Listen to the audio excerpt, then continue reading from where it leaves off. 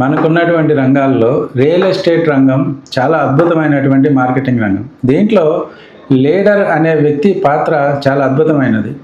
ఒక టీంకి లీడర్ అనే వ్యక్తి లేకపోతే ఆ టీం పరిస్థితి కెప్టెన్ లేని ఓడలాగా మారిపోతుంది. ఈ మాట ఎందుకంటున్నానంటే, ఒక లీడర్ మిమ్మల్ని తీసుకొచ్చి కంపెనీకి పరిచయం చేసి మీకు ఓనమాల దగ్గర నుంచి అన్నీ నేర్పించి మిమ్మల్ని ఒక రియల్ ఎస్టేట్ ఎక్స్పర్ట్గా మారుస్తాడు.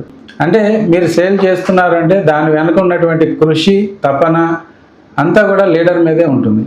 కొంతమంది ఏమనుకుంటారంటే, 1-2 సేల్స్ వచ్చిన తర్వాత లీడర్ది ఏముంది, అంతా నేనే చేస్తున్నా కదా అనుకుంటారు. ఇటువంటి వ్యక్తులు తర్వాత కాలంలో నేను సేల్ చేస్తేనే లీడర్ సంపాదించుకుంటున్నాడు అనేటువంటి అభిప్రాయంతో డైరెక్ట్గా కంపెనీతో డీల్ చేయొచ్చు అని భ్రమపడుతూ ఉంటారు. ఇటువంటి వ్యక్తులు ఎట్లా ఉంటుందంటే, గొడుగు కింద నుంచి వర్షంలోకి వెళ్ళినట్టుగా ఇట్లా అనుకుని ఎవరైతే వెళ్తారో వాళ్ళు ఖచ్చితంగా ఈ ఫీల్డ్ నుంచి, కంపెనీ నుంచి కూడా కనుమరుగైపోతూ ఉంటారు. కాబట్టి మీరు దీంట్లో రాణించాలి అంటే మీ లీడర్ని చేపట్టుకుని నడవాలి, మీ లీడర్ చెప్పినట్టుగా వినాలి, లీడర్కి రెస్పెక్ట్ ఇవ్వాలి, లీడర్ని ఫాలో అవ్వాలి. ఎవరైతే ఇవన్నీ ఫాలో అవుతారో వాళ్ళ గ్రోత్ అనేది అన్స్టాపబుల్గా ఉంటుంది.